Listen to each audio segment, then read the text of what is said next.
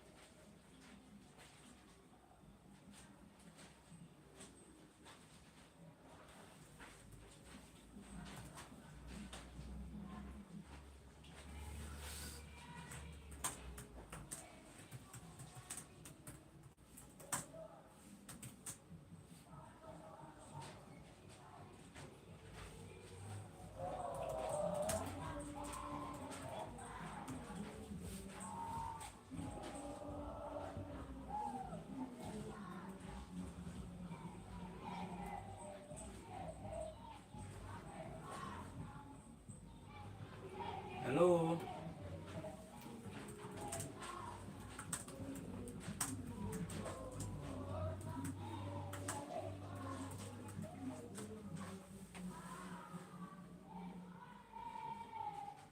Mr. Josh.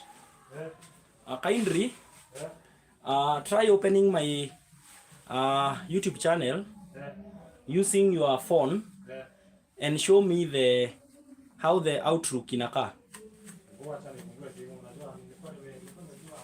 Sawa. Because from my side the phone iko horizontal, but kwa laptop it is vertical. Yeah, it's portrait. So let me see. Hello.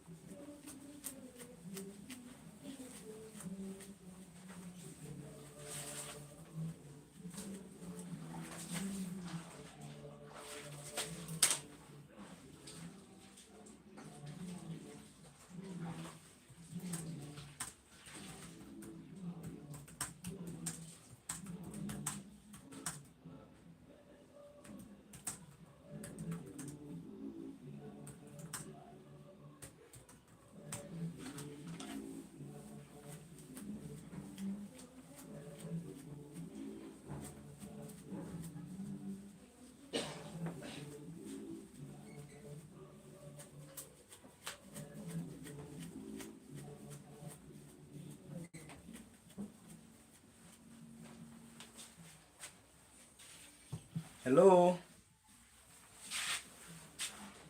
So tutaanza class sahi. And today we are going to be learning about rates of work, compound proportion and rate of work.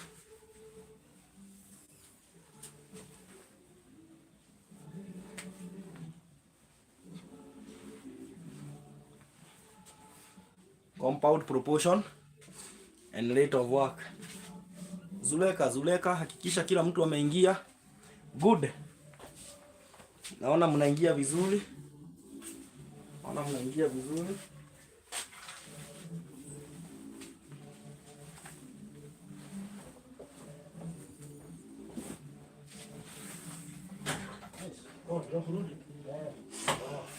So tuanze.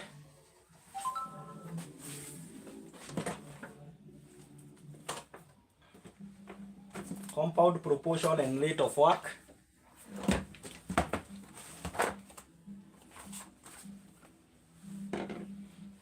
Rate of work.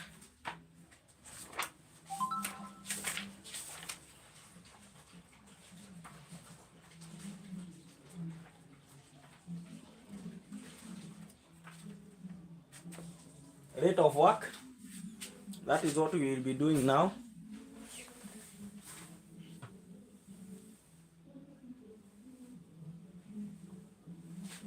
Hi everyone. So we will start our class immediately. And yesterday we did a question on rates of work. I'm going to rewrite that question down so that we can do it now. So let us redo that question again for the sake of those students who did not manage to attend yesterday's class. So this is Top Grade Academy, where we turn confusion into clarity and where top grade begins. So the first question reads, Mogaka and Onduso working together can do a piece of work in 6 days. Mogaka and Onduso. So question 1, example 1, Mogaka and Onduso working together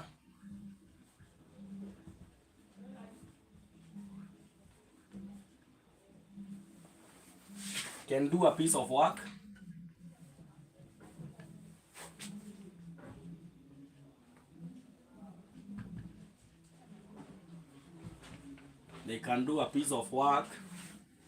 in 6 days. Full stop. Mogaka working alone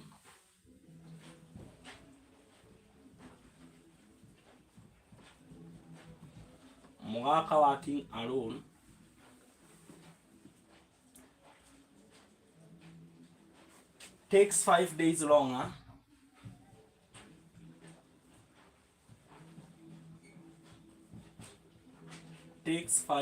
longer than Onduso.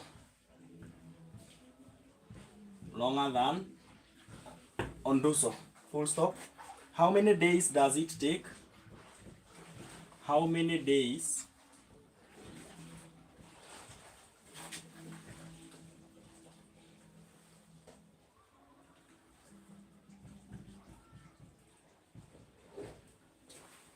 does it take Onduso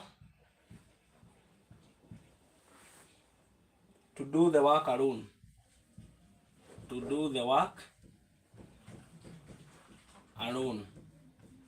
So we are going to do this question. 4 marks. 4 marks ni marks nyingi sana. So in this question tunaambiwa Mogaka and Onduso. So tutagawanya working space yetu mara 3 to utilize vizuri. Mr. Josh, kindly come for me the view. All right.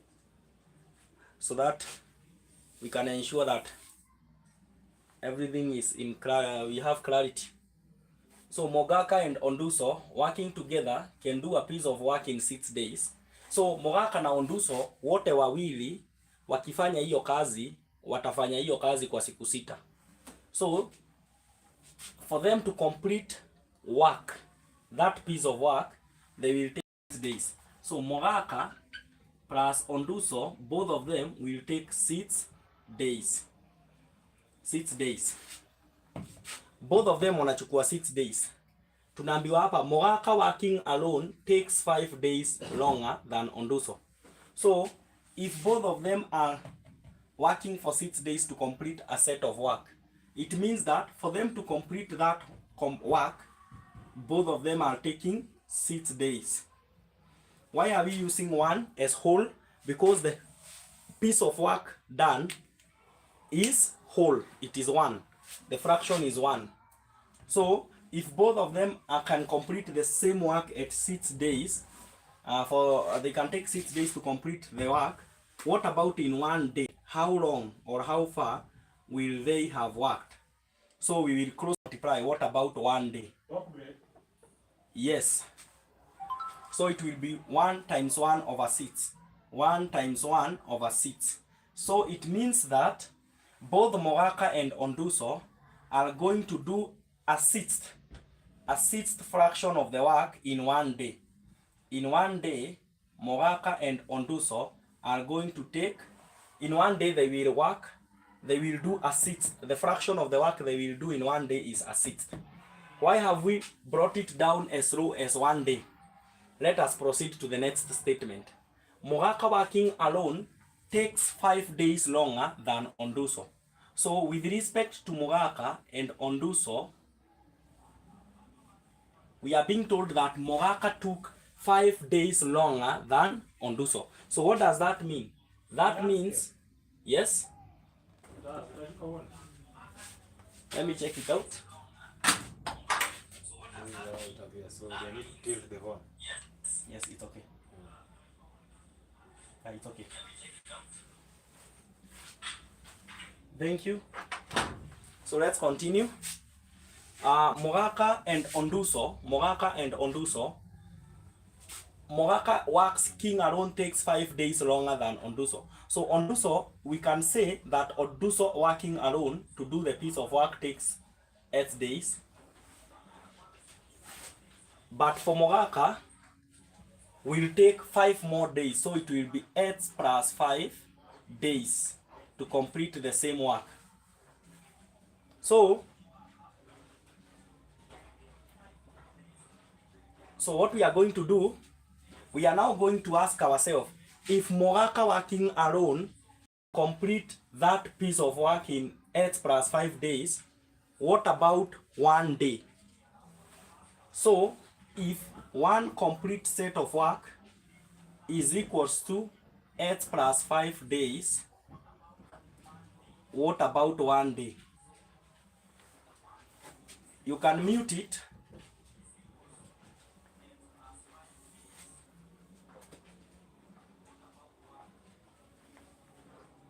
So, Mr. Joash, you can mute the video so that it will not re-record itself. So, we are now going to cross multiply. So, in 1 day, Mogaka is going to do, Mogaka in 1 day, atafanya kazi, 1 times 1 is 1 over 8 plus 5. So, in 1 day, Mogaka will do 1 over 8 plus 5. That is the fraction of the work Mogaka is going to do in 1. Tuende kwa Onduso. If to complete one work, 1 represents whole, the whole piece of work, Onduso is taking, this is with respect to Onduso, Onduso is taking 8 days. What about 1 day? Onduso taking 1 day, atafanya kazi kiasi gani? Itakuwa 1 times 1 over 8. So itakuwa 1 over 8. This is the fraction of the work that Onduso will do in 1 day. 1 over 8. So check out here. This means that the rate of work Mogaka can do in a day, 1 over 8 plus 5 plus the piece of work Onduso does in 1 day, which is 1 over 8, is equal to a sixth, which is the fraction of the work both of them can work in a day. So it will be 1 over 6 is equal to 1 over 6. I hope you have understood. The piece of work Mogaka can do alone in 1 day plus the piece of work Onduso can do in 1 day, when we add them together, we will get a sixth. And where did we get a sixth from? We've got a sixth from here. 6 days ndizo wawili wote wanachukua kufanya nini? Kufanya hiyo kazi wakiwa pamoja. Siku 6. Kwa hivyo siku moja watachukua 1 over 6. Yeah. So we will now solve this one. We will now go here and solve for 8. Tutaenda hapo to solve for 8. So tufute hapa.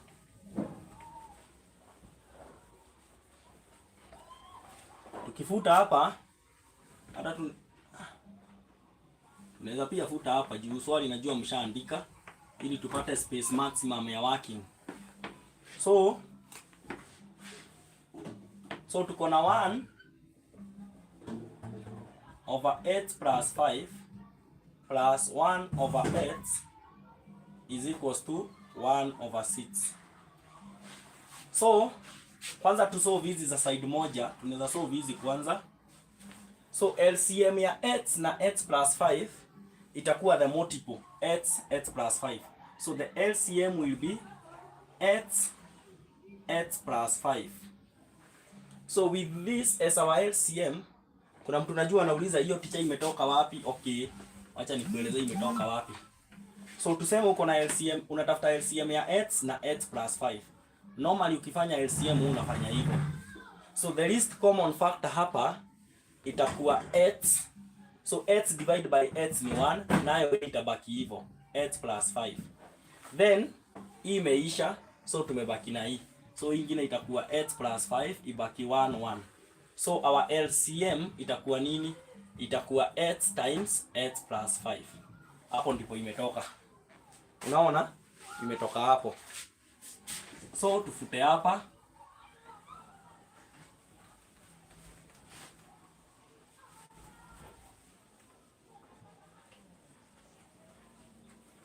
So LCM tumesema ni x into bracket x plus 5. So ikiwa hivi, sasa tukuje venye tunafanyanga hapa, tukisimplify. Tunachukuanga LCM, tuna divide hii. So x plus 5 to divide x plus 5, tutabaki na x. So hapa itakuwa x to multiply na 1. Then tuende plus e1 tuweke hapa. So x plus 5 to divide na x. X itamezwa na hii. So zote mbili zitamezana ziishe. So tubaki na 1 into bracket x plus 5. Tufunge bracket. Hiyo yote should be equal to 1 over 6. To 1 over 6. Ikiwa hivi, ukichukua x umultiply na x inakupatia x. No, x umultiply na 1 inakupatia x. Just as you say 2 times 1, any number times 1 inabakingi hiyo number. Plus 1 times x itakuwa x. Then 1 times 5 it will be 5. Over, to open hii bracket, x times x itakuwa x squared. Then x times 5 itakuwa 5x. Angalia hapa, ukichukua x umultiply na x itakuwa x squared. Ukichukua x umultiply na 5 itakuwa 5x. Then sign ni plus hapa, that's why ni plus hapa. Itakuwa is equals to 1 over 6. So kitu tunafanya hapa, we want to solve for tupate x ni nini. So tukifika hapa, tunaweza weka like terms together. X plus x itakuwa 2x plus 5 over x squared plus 5x is equals to 1 over 6. Is equals to 1 over 6. Tukipata hii, kufikia hapo sasa tunaweza cross multiply. Tukicross multiply, yani kucross multiply inamaanisha tukisema is equals, acha niandike na handwriting kubwa ili muone, 1 over 6. So kucross multiply ni kusema tutachukua hii tu multiply na hii iwe equal to hii multiply na hii. Tumeelewana? Tuchukue hii tu multiply na hii then equals to hii times hii. So tunaweza anza na hii. Tuseme ni 1 times x squared plus 5x. Close the bracket equals, tuende kwa hii ingine ni 6 to multiply na 2x plus 5. So itakuwa 6 into bracket 2x plus 5. So itakuwa 1 times x squared. I hope umeelewa cross multiply tunafanya aje. Tunachukua hii, tuna times na hii, inakuwa equal to hii times hii. Then wakati tuna multiply a compound number ni namba ambayo iko na zaidi ya namba moja. So wakati tuna multiply namba kama hii huwa tuna multiply ikiwa kwa bracket ndani ili tuhakikishe tumemultiply kila kitu. Tukimultiply the other side the same, that is what we do. Tuna multiply kwa brackets ili tuhakikishe tumemultiply kila kitu. Sawa sawa? So tukifika hapo, so 1 times x squared tutapata ni x squared plus 1 times 5x itakuwa 5x. Then tuende hiyo side nyingine equals to 6 times 2x itakuwa 12x na 6 times 5 itakuwa 30. Salasa. So tukipata 30 hapa, sasa tuweke right terms pamoja. Kuweka right terms pamoja tutazileta kwa hii side moja, ile side tubaki na 0 kwa sababu imeform quadratic equation. So hii itakuwa x squared, hii itakuwa plus 5x. Tukileta hii na huku, hii hapa ni plus. Hata kama hakuna sign nyuma, wakati namba haina sign nyuma ni kumaanisha hiyo sign inakuanga plus. So tukileta na huku itakuwa minus 12x. Then hii namba yake, hii namba sign yake ni plus 30. Tukileta pia na huku itakuwa minus 30. Then hii side nyingine jua kuna kitu imebaki, itabaki nini? Sufuri, 0. So tukifika hapo tuweke sasa like terms pamoja, tuzi work out, tuzi simplify. Tukisimplify tutapata x squared plus, so tukuje hapa 5x minus 12x. Ukichukua 5x utoe 12x utapata negative 7x. Utapata negative 7x. So tuseme minus 7x minus 30 is equals to 0. Ukiangalia hii vizuri imeform quadratic equation, na imeform quadratic equation kwa nini? Kwa sababu format ya quadratic equation inakuanga ax squared plus bx plus c is equal to 0. After we get this now as our quadratic equation, we have various alternatives that we can use to solve a quadratic equation. But I prefer if we can use quadratic formula method. Tutafute quadratic, tutumie quadratic formula method. Na quadratic formula method inasemanga for you to find x, you use the formula minus b plus or minus b squared minus 4ac over 2a over 2a.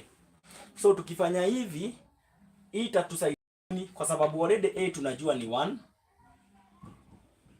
b tunajua ni negative 7 na c tunajua ni negative 30. Venye tu imejipanga, hii inaenda na hiyo, hii inaenda na hiyo, na hii inaenda na hiyo. So tukiwa na hiyo, so itakuwa x equals to minus b, tukuja minus b. So hii ni minus, alafu b peke yake ni minus 7. Uchunge hapo pasiwahi kuconfuse. Minus iko kando, but b peke yake ni negative 7. So minus 7 itatupatia positive 7. Then plus or minus, tuweke square root sign. Nataka tuende direct. B squared, ukichukua negative 7 times negative 7, ama uiweke kwa bracket, alafu useme to power 2, itakupatia 49. 49. Minus 7 times minus 7 itakupatia 49. Ikikupatia 49, tukuje hapa, ikue, tuseme kwanza minus 4, then tuseme to multiply AC. A times C ni nini? Ni 1 times negative 30.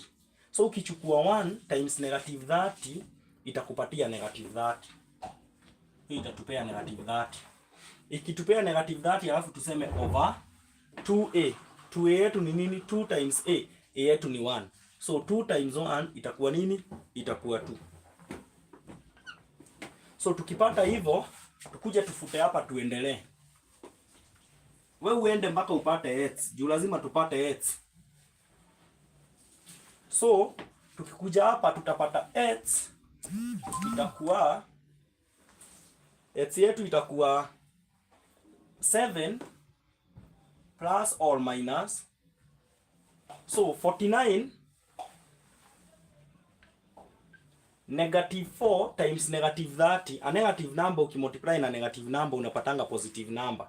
So utapata nini? Plus 120 over 2. So our x itakuwa nini? Itakuwa 7 plus or minus 49 plus 120 ni square root ya 169. Then we divide by 2. So our x itakuwa nini? Itakuwa 7 plus or minus square root ya 169 ni 13. Square root ya 169 ni 13. Tukidivide by 2 hapo tutapata nini?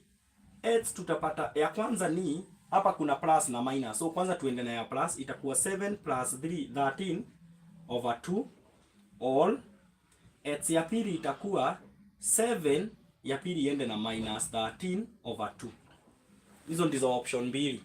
Wakati una solve quadratic equation, huu unapata two possible values of x. So tutafute zote mbili.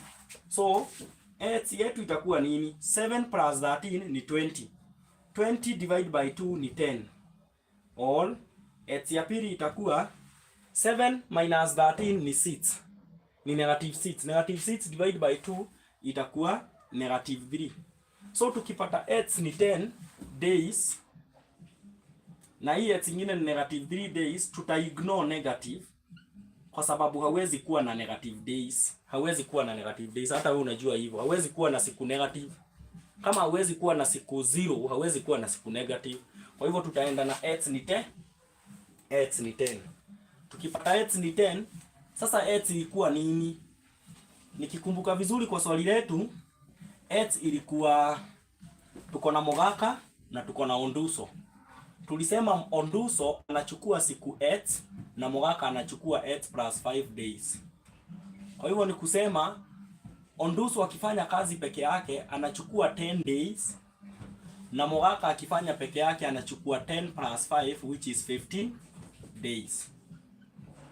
So swali letu tulijibu lilikuwa linauliza aje? How many days does it take Onduso to do the work alone? Hata tushamaliza, tushapata ikiwa x. So Onduso atachukua 10 days kufanya hiyo mboka akiwa peke yake. Na iko sawa. Atachukua 10 days kufanya hiyo job akiwa solo. So hivyo ndivyo huwa tunafanya haya maswali. The reason inaitwa rate of work ni kwa sababu si unaona huyu anafanya na 15 days akiwa peke yake. Onduso anafanya na siku 10. Kumaanisha wote hawawezi fanya the kazi at the same rate. That's why pale hata tulisema wote wawili wanafanya pamoja in 6 days. Si kusema wote wanafanya kazi the same. Kuna mwenye ako faster kuliko mwingine. Kuna maybe msee hajakula, maybe huyu anachukua siku nyingi, maybe hana nguvu ya mwili, maybe ni mgonjwa, maybe hajakula. That's why inaitwa rate of work. You cannot say that they are working at the same rate. Kila mtu ana work na rate yake. So tumefanya hiyo ya kwanza. Wacha tuendelee number 2. Tufanye number 2, tufanye ingine na najua kila kitu itakuwa poa. I hope tumeelewa hii ya kwanza. Kama tumeelewa hii ya kwanza, nataka mulike hapo, mulike na mureact hapo nione maheart mingi sana.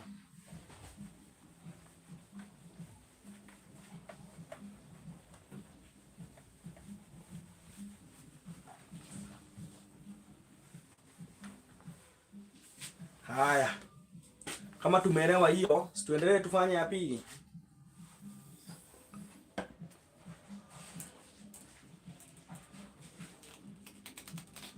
Leo naelewa screen imeinama.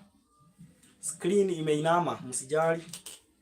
Imeinama ni kwa sababu nikijaribu kuiweka normal venye inafaa kuwa imekataa kuingia YouTube. So ikakubali portrait. So inamisha tu simu kwa leo. Tutaendelea kuishughulikia but najua unasoma. Najua unasoma, hujakaa tu hivyo unasoma. Na hiyo ndio muhimu sana sana, si screen venye inakaa. Mtu ataumia tu ni mwenye anasoma na TV. Juu sasa hawezi inamisha TV. Hiyo ni hata umia kidogo. Acha tuongeze ink. Tufanye example 2. Example 2 inasema a construction firm has 2 tractors, tractor 1 and tractor 2.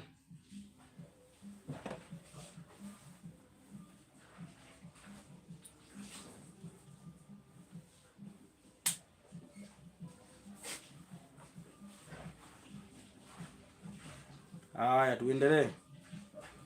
Kwa tunaweka kalamu petroli so that we can continue.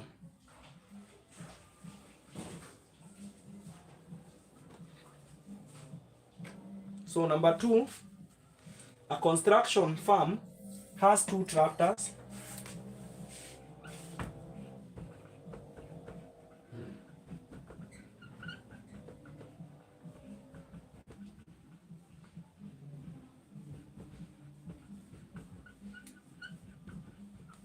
It has 2 tractors, T1 and T2.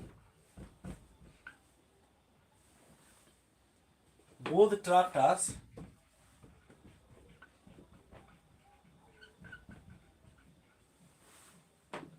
tractors working together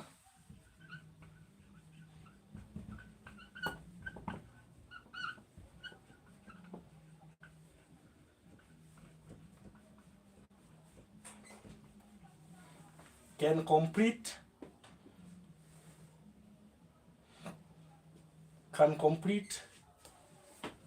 a piece of work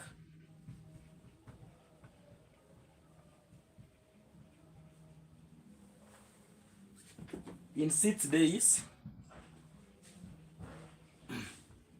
while tractor 1 alone can complete the work in 15 days.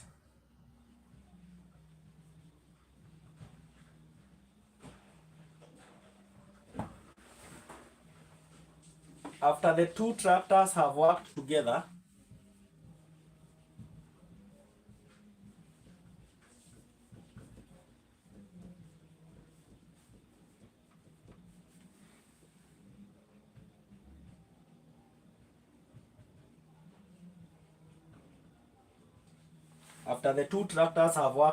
for 4 days,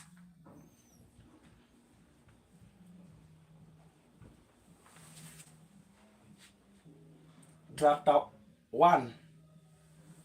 T1 broke down, ikaharibika. Find the time taken by tractor 2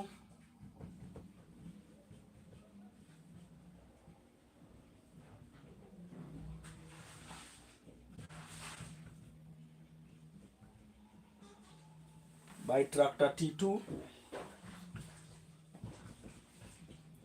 complete the remaining work.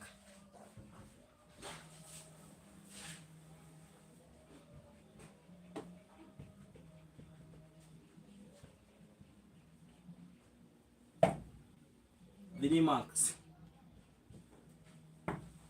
Andika kwanza.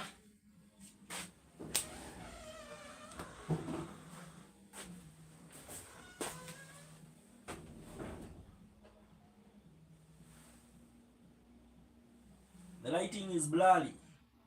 It's not clear.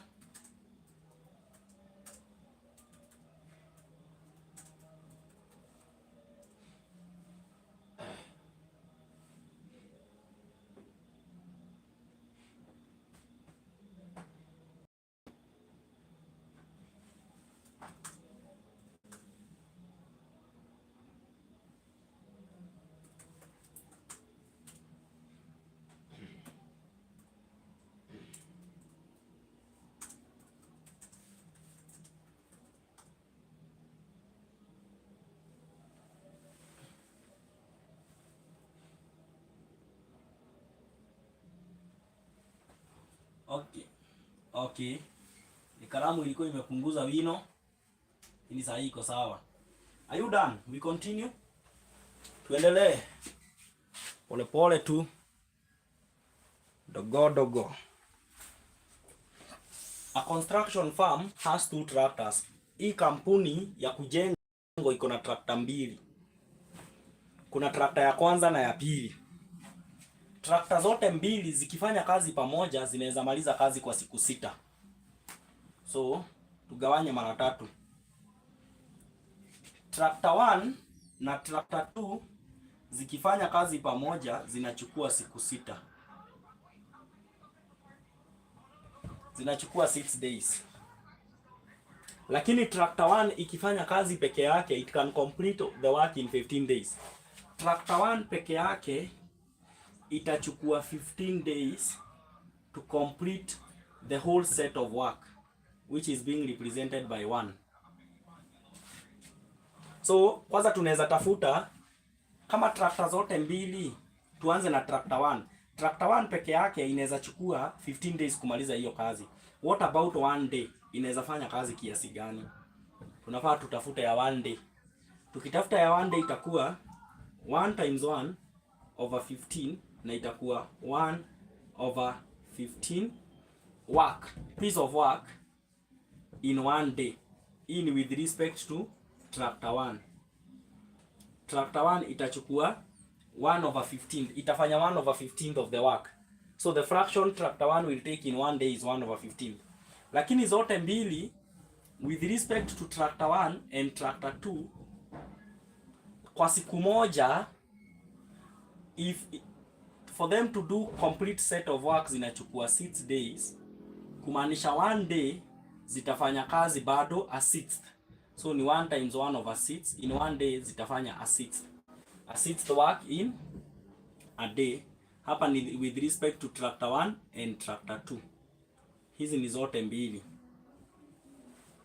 Sasa tunaambiwa hivi, so tumejua zikiwa mbili zitafanya fraction a sixth kwa siku moja.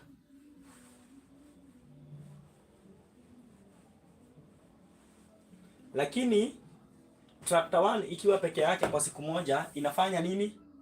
Inafanya 1/15, sorry. 1/15. Haya, tuendelee. Tunaambiwa after two tractors have worked together for 4 days, after zimefanya kazi for 4 days, tractor 1 ika break down. After zilifanya kazi for 2 days, tractor 1 ika break down. Tractor 1 ika break down. So, okay. Tuko na rate ya tractor 1 ni 1/15. Nataka kujaribu the simplest way possible. Tuende tukiwa tumeconclude hili swali. Tractor 1 inachukua 15 days kumaliza hiyo kazi, lakini kwa 1 day inachukua 1/15. What if tutafute ya tractor 2 kwanza? Tuseme with respect to tractor 2 hatujui inachukua siku ngapi, tuseme inachukua 8 days. Jua tujaambiwa. Na jua hatujaambiwa, tukuje tuseme if tractor 2 kumaliza one set of work ama one complete work itachukua 8 days, what about in one day? Itatumia rate kiasi gani? Itakuwa 1 times 1/8. 1 times 1/8. Itakuwa 1/8. Hiyo ndo itafanya in one day. Hii ni tractor 2. Sasa ili tuelewane, hiyo ni tractor 2. Tractor 2 inachukua 1/8 na tumeelewa ni kwa nini. Hatujambua ni days ngapi, tukasema ni 8 days. So kwa hizo 8 days inafanya kazi yote 1. Penye tulisema hapa 15 inaenda 1. So the same will be 8 days inafanya kazi yote. What about in one day? Inafanya hii fraction. Kumaanisha kwa siku moja tukue pamoja, kwa siku moja 1/15 ya tractor 1 plus 1/8 ya tractor 2 itatupatia 1/6. Itatupatia 1/6. Itatupatia 1/6. Tuko pamoja? Itatupatia 1/6. Ikitupatia 1/6, so tutafute 8 kwanza, tujue 8 ni nini. Rate ya tractor 2. So wacha tufute hapa.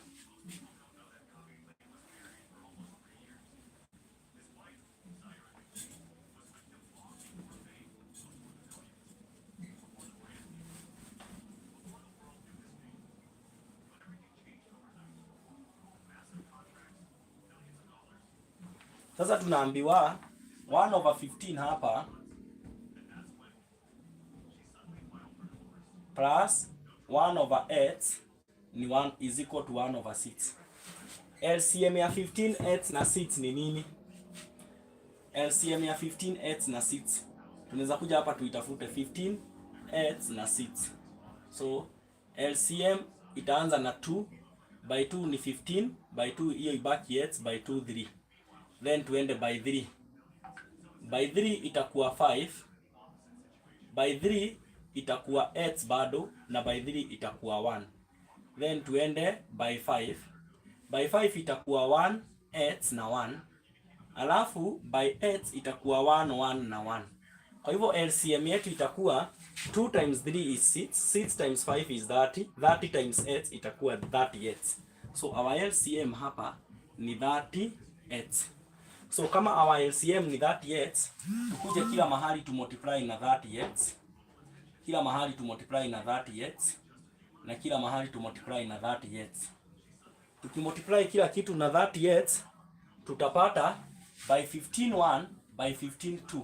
So itakuwa 1 times 2 8 itakuwa 2 8 plus hii nayo to cancel by 8 1 by 8 1 equal 1 times 30 ni 30 is equals to, tukuje hapa to cancel by 6 1 by 6 5. So ikuwe 1 times 5 8 itakuwa 5 8. So ikikuwa hivyo tupeleke hii huko, tunaweza leta hii na huku na tupeleke hii na huko. So tukifanya hivyo tutapata nini? Tutapata 2 8 minus 5 8 is equals to negative 30. So 2x minus 5x ni negative 3x is equals to negative 30. Tunataka kupata x. So tutadivide both side na negative 3 na negative 3. So tupate x ni nini? X ni negative 30 divided by negative 3 itatupatia 10. Maanisha tractor 2 ina take 10 days kufanya hiyo kazi. 10 days kufanya hiyo kazi. At least tukiwa tumepata hiyo, tunaweza endelea na swali mahali tuliachia. Swali linaendelea linasema, after the two tractors had worked together for 4 days, tractor 1 broke down. Tulikuja tukasema hii kuna mahali itatusaidia, tujatafuta bure tu. Tukasema tractor 1 and tractor 2 in one day, zote mbili zinafanya kazi kiasi gani? 1/6 ndio zinafanya in one day. Zote mbili, tractor 1 and tractor 2 in one day zinafanya 1/6 fraction of the work. So what we are going to do here, so what we are now going to be doing here is that tumeambiwa after zilifanya kazi kwa siku 4, 4 days, tractor 1 ikaharibika. So if in one day zilifanya 1/6, what about 4 days? What about 4 days? Zilifanya kazi kiasi gani? What about 4 days? So tuta cross multiply, itakuwa 1/6 times 4/1. So 1/6 ukimultiply na 4 itakuwa 4/6, na 4/6 ni the same na 2/3. So hizi zilifanya 2/3 work in 4 days zikiwa zote mbili. In 4 days zilifanya 2/3 work. So after kufanya 2/3 of the work, tractor 1 ikaharibika. Nataka tupelekane, tractor 1 ikaharibika. So after tractor 1 iliharibika, tugawanye hivyo. So after tractor 1 iliharibika, ile kazi ilikuwa imebaki ni nini? Ni 1 minus 2/3. So ile kazi imebaki remainder ni 1 minus 2/3 ni a third. So hii kazi ambayo ilibaki a third of the work yenye ilibaki ndo ilifanywa na nini? Ilifanywa na tractor 2 alone. Juu tractor 1 imeharibika. Tractor 1 imeharibika, ni tractor 2 alone ilifanya hiyo kazi. So tuendelee. So tunaambiwa tractor 1 broke down. Find the time taken by tractor 2 to complete the remaining work. So the remaining work ni a third. Na rate ya tractor 2 naona mahali sasa itatusaidia ni hapa. Usifikirie tulitafuta ya bure. Ni kumaanisha if tractor 2 inaweza maliza, hebu fuatilia hapa. If this is now tractor 2 with respect to tractor 2. If tractor 2 inaweza fanya kazi the whole work in 10 days, what about a third of the work? A third of the work itachukua siku ngapi kufanya? What about a third of the work? Itachukua siku ngapi kufanya? Inaweza fanya kazi yote peke yake in 10 days.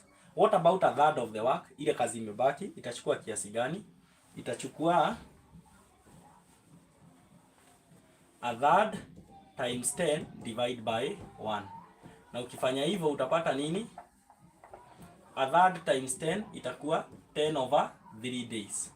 10/3 days. 10/3 days ni the same na 3 whole 1/3 days. So tractor 2 ilichukua 3 more days and a third to complete that work. 3 and a third days to complete the work.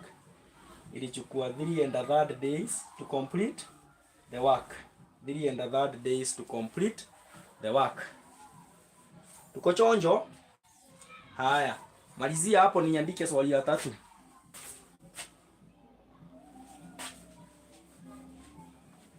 Haya. Malizia hiyo niandike swali la 3.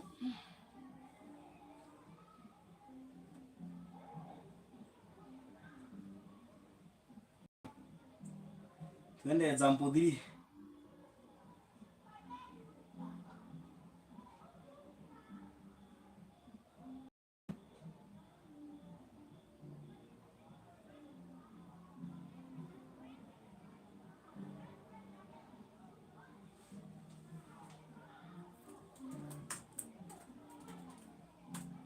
Haya.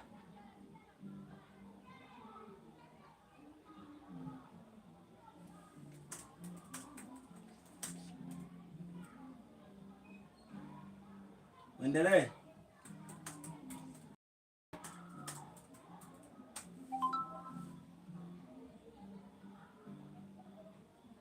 Tumeelewa hizo mbili?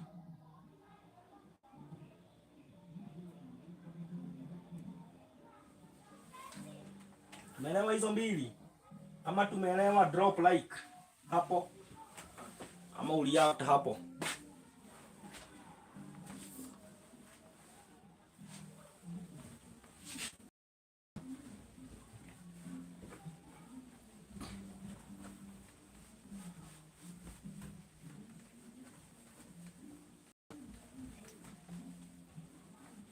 Tufute hii mlishajua ni rate work.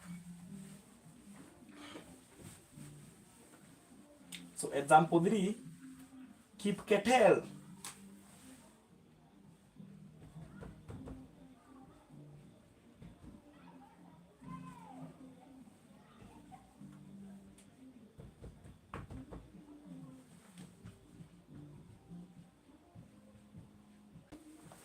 Keep kettle can cultivate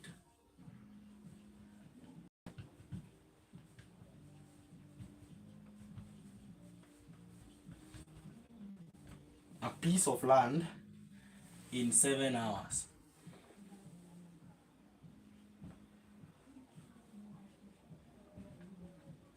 Huyu akifanya kazi peke yake anafanya masaa 7. While Wanjiko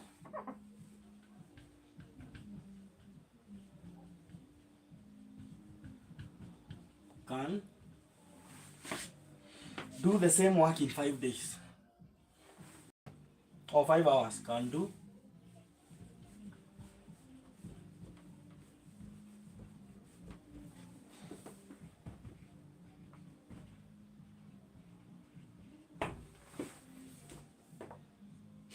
Find the time they would take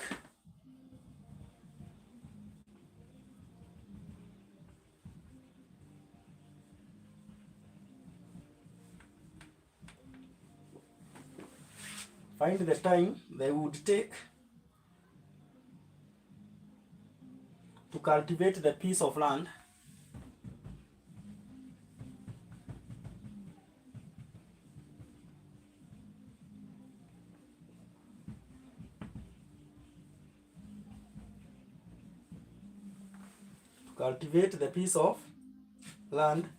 when working together.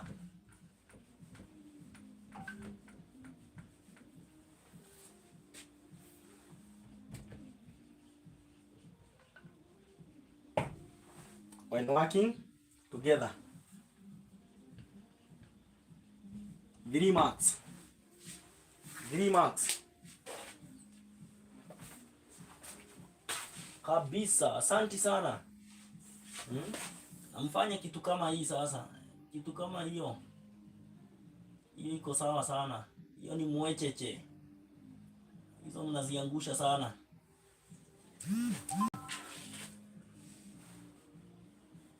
So, Kipketer can cultivate a piece of land in 7 hours, while Wanjiko can do the same work in 5 hours. Aya. Unaona watu hawafanyi kazi at the same rate. That's why inaitwa rate of work. Mmoja anafanya at 7 hours na mwingine anafanya at 5 hours. So, tuende kwa solution. Tugawanye hapa hivi na hapa hivi. Kipketer tumrepresent na K, anafanya hii kazi yote, anafanya one complete set of work in 7 hours. What about in 1 hour? Anaweza fanya kiasi gani? We cross multiply 1 times 1 over 7. So in 1 hour anafanya 1 over 7 work in 1 hour. Huyu ni Kipketer. In 1 hour. So tukuja kwa Wanjiko. Wanjiko anafanya the same work in 5 hours. So with respect to Wanjiko, anafanya the same set of work, one complete work as the fraction, in 5 hours. What about in 1 hour? In 1 hour atafanya kiasi gani? ni 1 times 1 over 5. So 1 times 1 over 5 itakuwa 1 over 5 work. Huu ni nani? Huu ni Wanjiko. So Kipketer anafanya 1 over 7 fraction na Wanjiko anafanya a fifth in 1 hour. Kwa hivyo tunaulizwa find the time they would take to cultivate the piece of land when working together. Wote wawili wakuja wafanya kazi pamoja.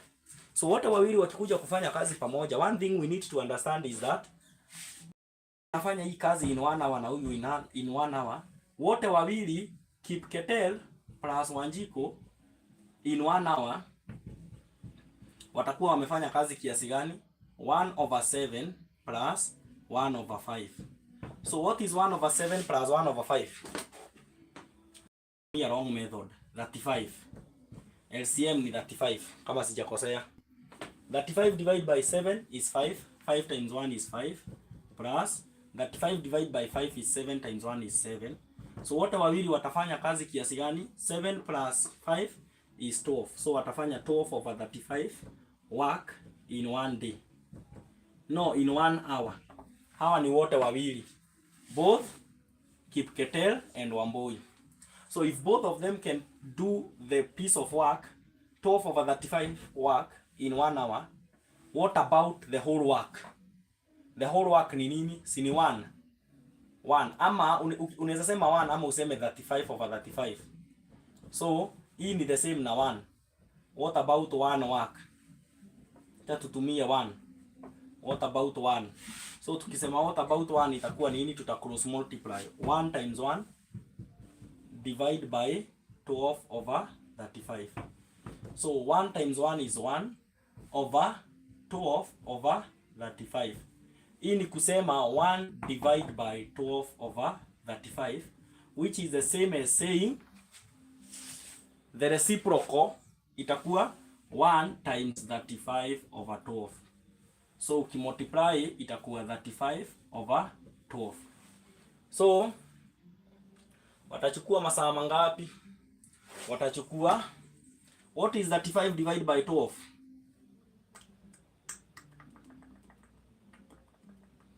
That 5 divided by 12 itakuwa 2 whole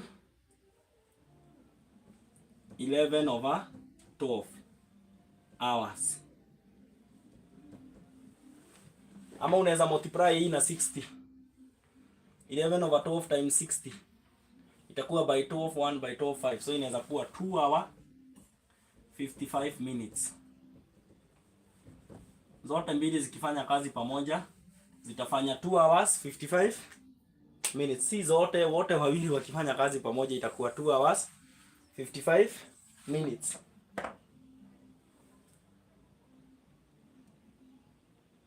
Tume understand? Tumeelewa?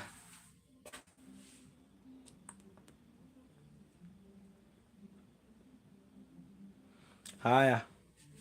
Kama tumeelewa hiyo, tutafanya ingine, tufanye ya maji. Pipe A can fill an empty tank. Exactly. Malizia hii. Malizia hii nifute.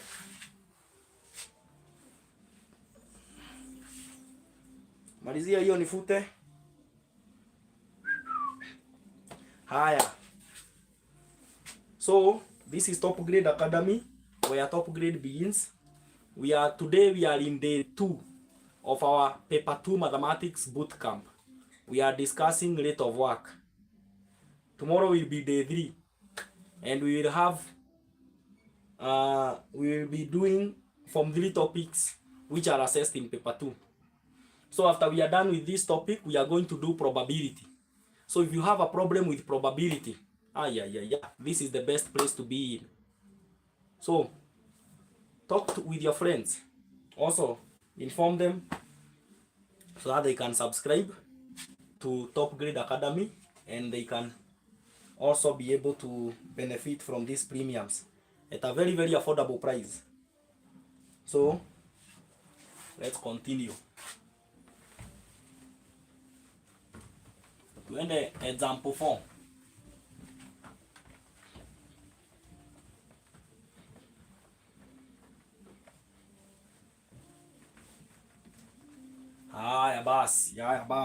basi.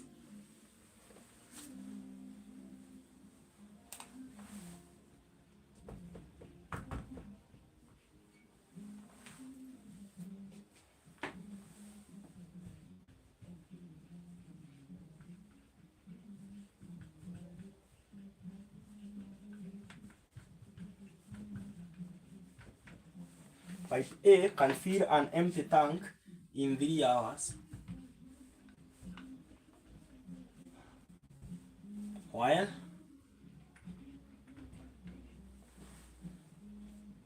pipe B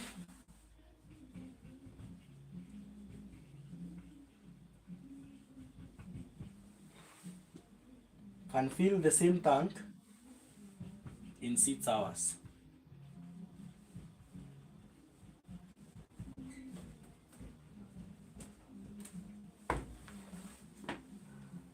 When the tank is full,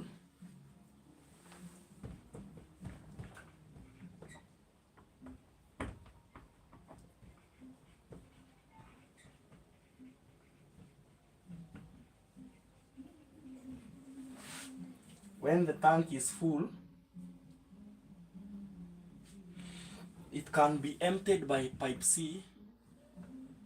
It can be emptied by pipe C in 8 hours.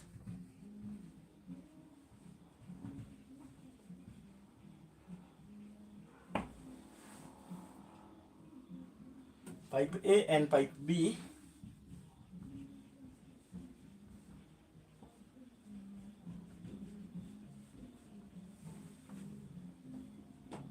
are opened at the same time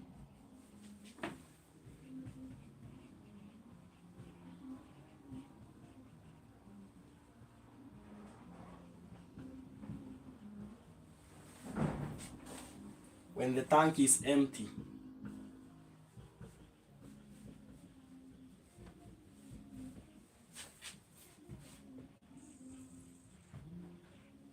Full stop. If 1 hour later pipe C is opened,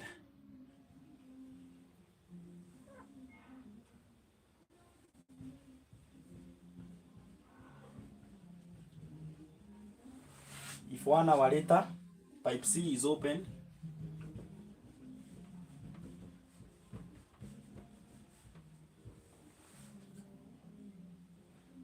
find the total time taken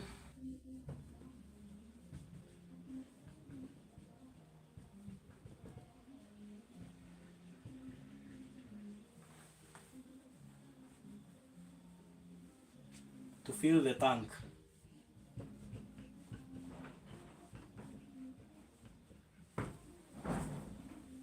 Four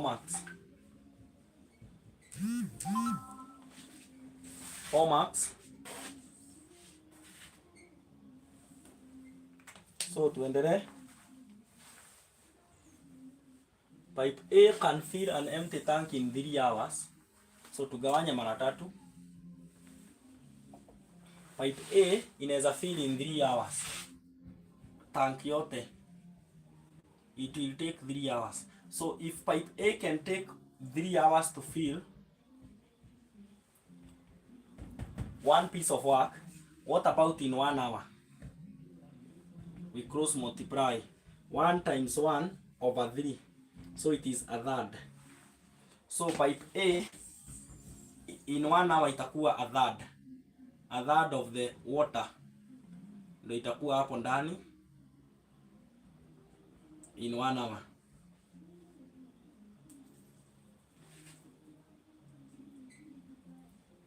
In 1 hour. Tuende pipe B.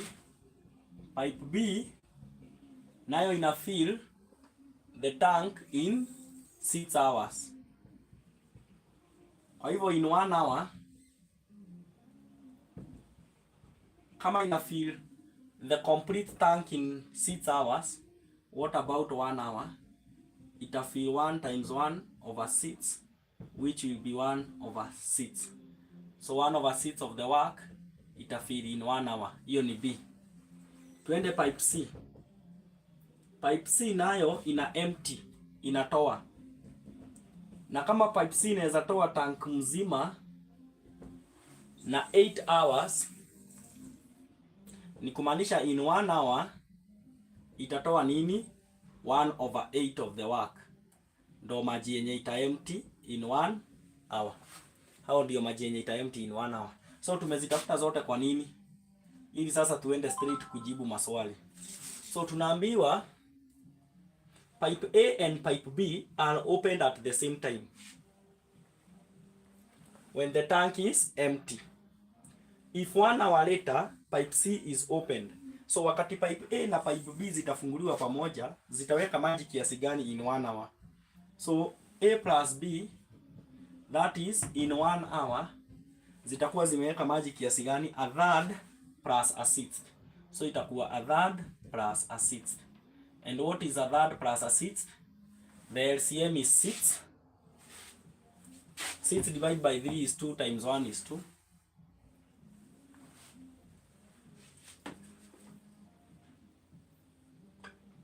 Six divided by 6 is 1. 1 times 1 is 1. So itakuwa 3/6, which is the same as a half. So after 1 hour zitakuwa zimeweka a half. So both A and B in 1 hour time zitakuwa zimeweka a half. Zitakuwa zimeweka a half. So zikiwa zimeweka a half of the work ama maji, a half full, ni kumaanisha remainder yenye imebaki ni kiasi gani? Yenye imebaki obvious ni 1 minus a half, bado ni a half. So ile part empty ni a half. So in 1 hour zote mbili zimeweka a half of the tank. Sasa after maji kufika nusu, mfereji wa kutoa umefunguliwa. Mfereji wa kutoa umefunguliwa. Hivyo ndivyo nataka tuelewe. Mfereji wa kutoa umefunguliwa. Na kama mfereji wa kutoa umefunguliwa, ni kumaanisha hii remainder ambayo imebaki ya a half ni pipe tatu ziko kazini. Ni pipe A inaweka na pipe B zinaweka, then pipe C inatoa. A plus B minus C. Mbona minus C? Juu hii ni kutoa inatoa. So in 1 hour time zote tatu zikiwa zimefunguliwa, itakuwa a third plus a sixth minus an eighth. A third plus a sixth minus an eighth. Utapata nini? Acha nione wale tuko pamoja na wao. 1/3 plus 1/6 minus 1/8. Utapata nini? Nipeni jibu kwa comment section.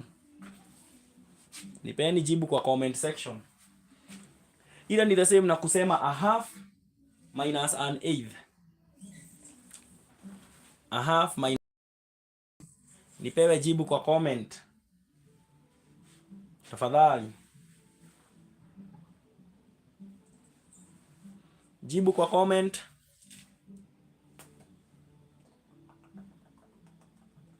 Hakuna?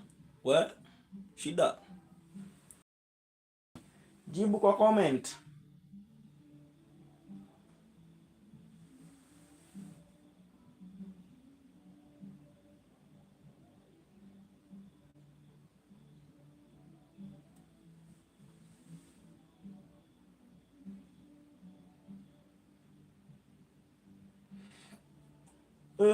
Acha tu tuendelee.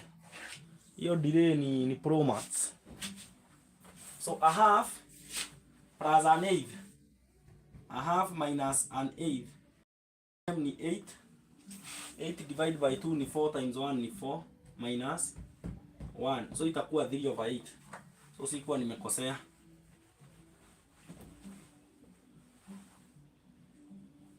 Itakuwa 3/8. So zote tatu zinaweka maji 3/8. So zote tatu zinaweka 3/8 work in 1 hour. Zikiwa zote tatu. Sasa tutafute remainder. Hii nusu imebaki ya hiyo maji ziliweka na time kiasi gani?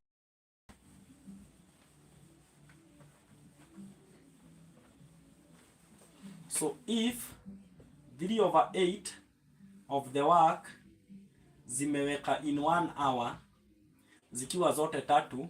What about a half of the work yenye ilibaki zitafanya for how long? So itakuwa a half divide by this times 1. So ni kama a half divide by 3/8 times 1. Kwa hivyo ikiwa hivyo itakuwa nini? A half times 8/3 times 1. So itakuwa by 1 by 2 4. 1 times 4 times 1 itakuwa 4/3. So zilichukua 4/3 hours kufanya hiyo kazi yenye ilibaki. Kufanya kazi yenye ilibaki. Lakini swali letu linauliza find the total time taken.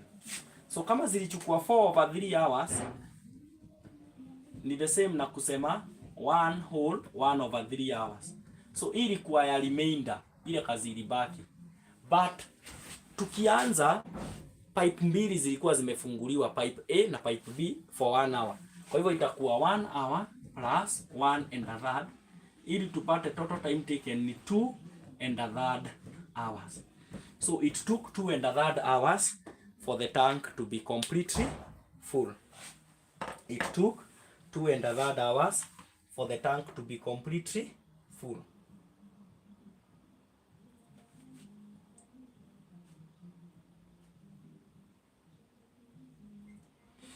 Haya. Sasa mimi nitawapatia swali.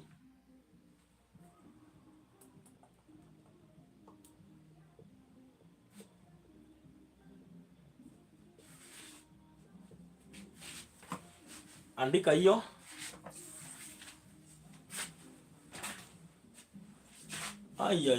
Na mmeanza kuingia nyasi.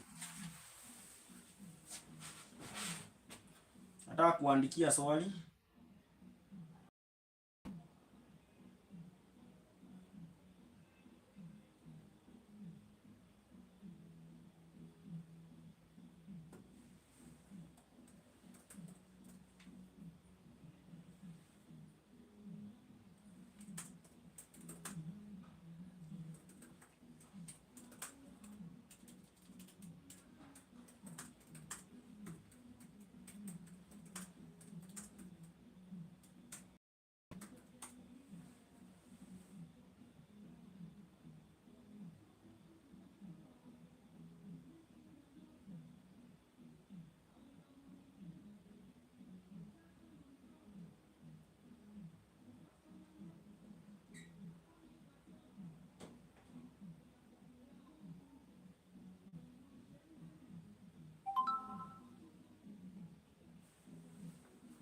Chani niwapatie swali sasa.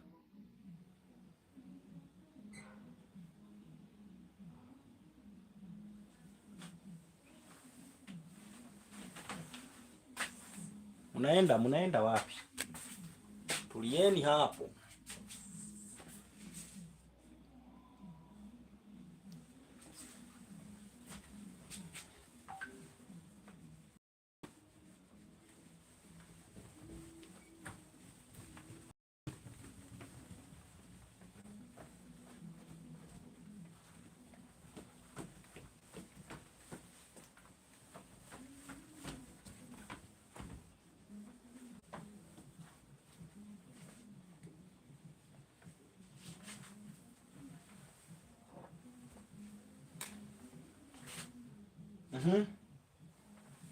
Question.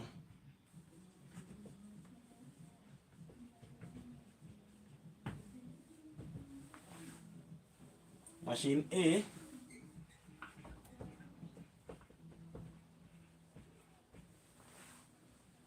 can do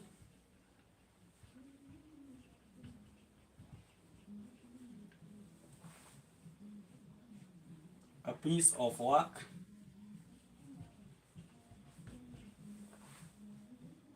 in 6 hours.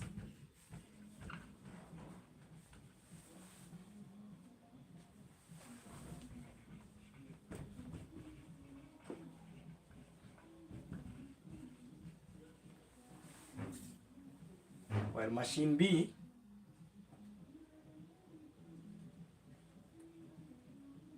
can do the same work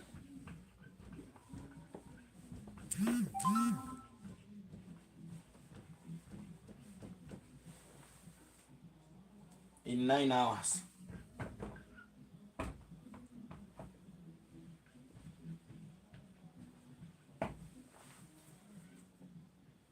Machine A was set to do the piece of work, but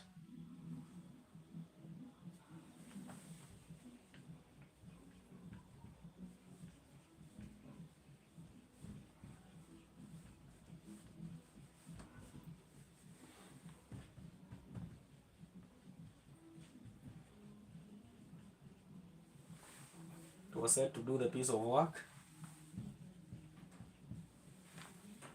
but after 3.5 hours,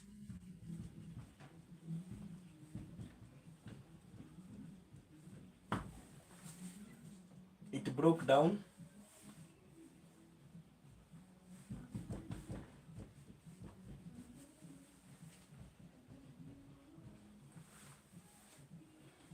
and machine B did the rest of the work.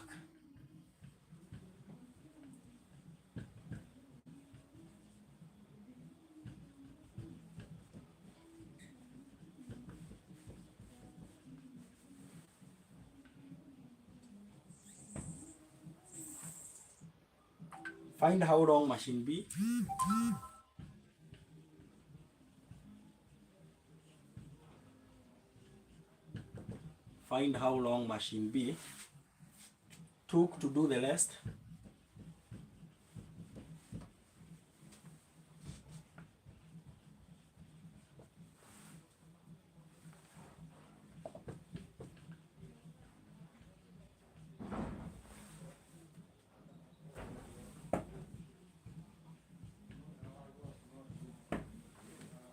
Do the rest of the work.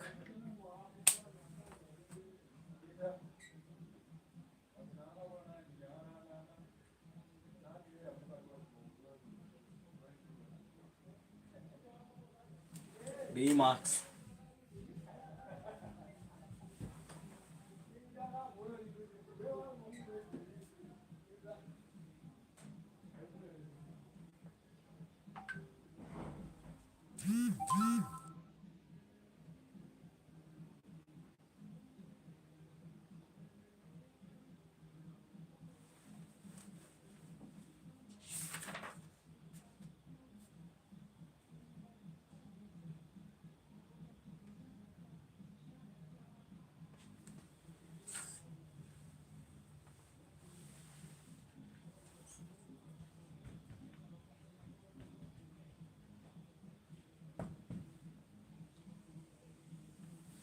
Question 2. Two machines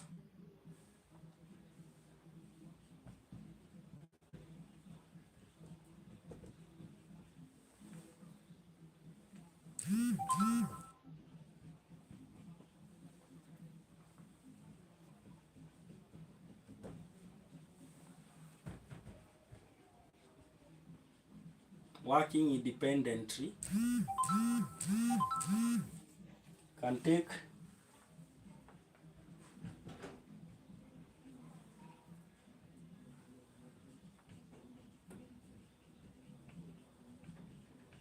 8 hours and 10 hours respectively to do a task.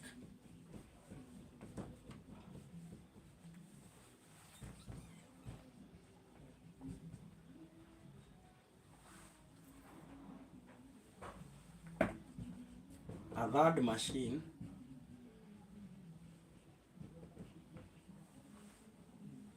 C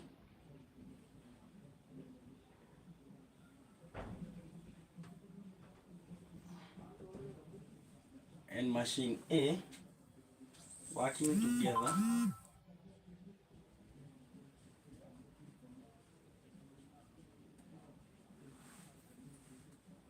can do the same task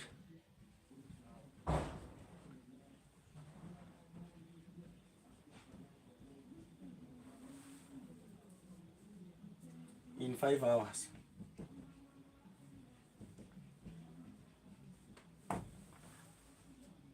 Determine the time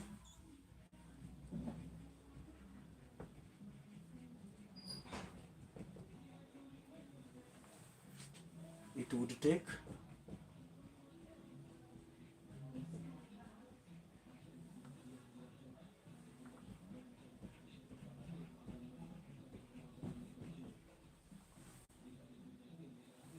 machine B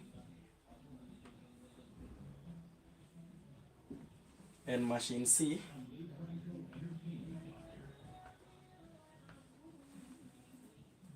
working together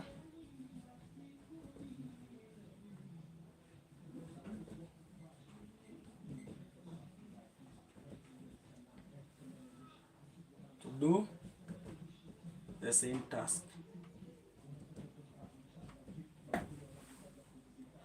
3 marks. So I will give you those questions as part of your assignment. These are your assignments. There are still more questions from your revision books, and I also share some questions on the wall. So we've come to the end of our session. I think we have deliberated on enough. I hope you have been able to understand. I hope you have been able to follow each and every step that we have done.